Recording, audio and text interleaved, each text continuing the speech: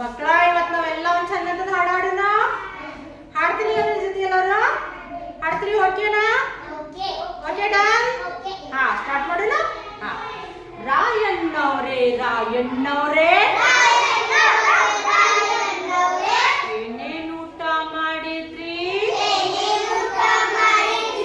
ಬಿಸಿ ಬಿಸಿ ಅನ್ನ, ಬಿಸಿ ಬಿಸಿ ಸಾರ, ಅನ್ನದಲ್ಲಿ ಏನಿತ್ತು?